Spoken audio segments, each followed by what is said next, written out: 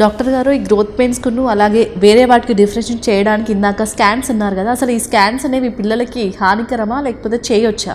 అంటే చాలామంది చిన్నపిల్లలకి స్కాన్స్ అంతా అయితే యూజువల్లీ ఎలా అంటే మనకి ఎక్స్రేస్ అంటారా, మినిమల్ రేడియేషన్ ఉంటుంది. లైక్ మంచి సెటప్లో సొఫిస్టికేటెడ్ ఎక్విప్మెంట్ ఉన్న దగ్గర అయితే నో ప్రాబ్లం అండి. ఎక్స్రేస్లో మరీ అంత రేడియేషన్ ఏం రాదు మనకి, ఒక్క ఎక్స్రేకి మినిమల్ రేడియేషన్, సో దానికి ఏం భయపడక్కర్లేదు. ఎంఆర్ఐ చాలా సేఫెస్ట్. సో ఎంఆర్ఐ మనము చేయొచ్చు పిల్లలకి, దానివల్ల ఏం రేడియేషన్ ఎఫెక్ట్స్ కానీ అలాంటివి ఏమి ఉండవు.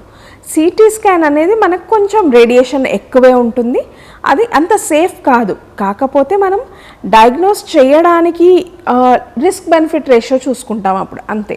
సో సిటీ స్కాన్ అనేది కొంచెం రేడియేషన్ ఎక్కువగా ఉంటుంది, బట్ అది అవసరమైతేనే ప్రిస్క్రైబ్ చేస్తాం. పిల్లల్లో కొన్ని స్పెసిఫిక్ కండిషన్స్లోనే ప్రిస్క్రైబ్ చేస్తాం. సో దాని గురించి పెద్ద వరి అవ్వక్కర్లే. ఎంఆర్ఐ అనేది అసలు సేఫెస్ట్. మనము లైక్ అది మనకి ఒక డయాగ్నోస్టిక్ టూల్లా మంచిగా పనిచేస్తుంది.